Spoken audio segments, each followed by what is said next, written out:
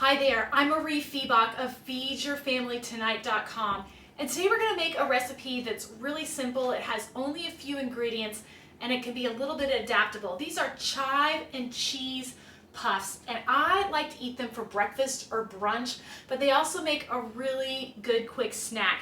And it starts with chives. Now, these I happen to have out in my garden. If you don't have chives, you can use green onions. You could use any other fresh herb that you might have around. Thyme would be really good in here. Basil would be good.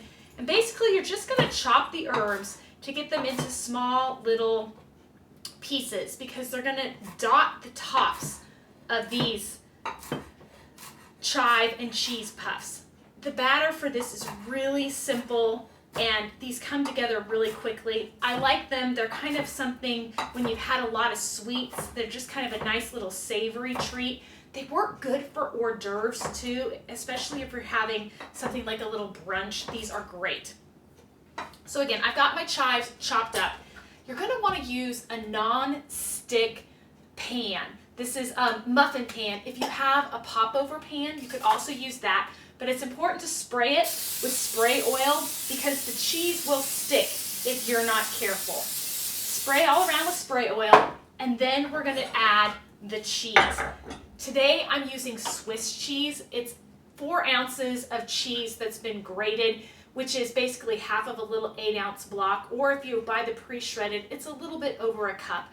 And you can use any kind of cheese that you want, but I really like Swiss here. Cheddar would work really well too. Mozzarella would work, but Swiss is definitely my favorite for this.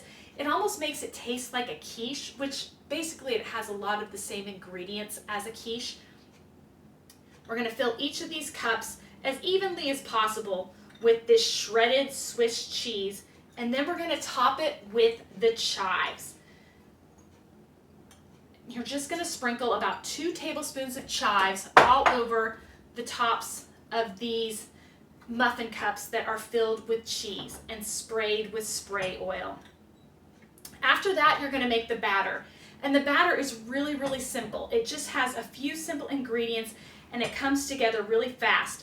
You can make this in a traditional blender, or if you're like me and you don't want to clean your traditional blender and you have a little stick blender, it works great.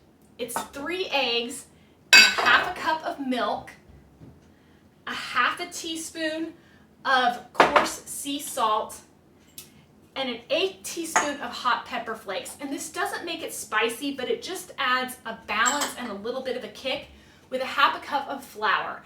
I am using all-purpose flour today. I often will use white whole wheat flour, but I found that these puffs puff better if you use an all-purpose flour. So if you use whole wheat, know that they're not going to get quite as puffy, but they're still going to taste delicious. And basically you're going to blend this for just 15 seconds or so.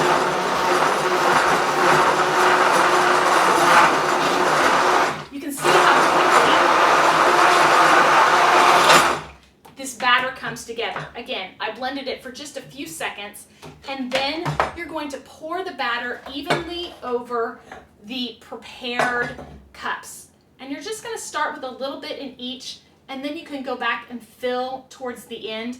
The worst thing is when you get to the end and you're out of batter and then you're having to scoop it from others. I'd rather just start with a little bit of batter and then add a little bit more on top if I have extra that's left. Once you pour this batter, you're going to bake these chive and cheese puffs at 425 degrees for 15 minutes. And they're going to get brown and crispy, and they're going to puff up, and then they'll actually kind of deflate a little bit. But they make this yummy treat that is a little bit bready, it's a little bit custardy, and the cheese and the herbs just give it a great flavor. These chive and cheese puffs, the full recipe can be found at feedyourfamilytonight.com. If you have questions about that, join me in the Feed Your Family Tonight Facebook group. I would love to answer any of your questions, and I hope you enjoy them. Thanks so much.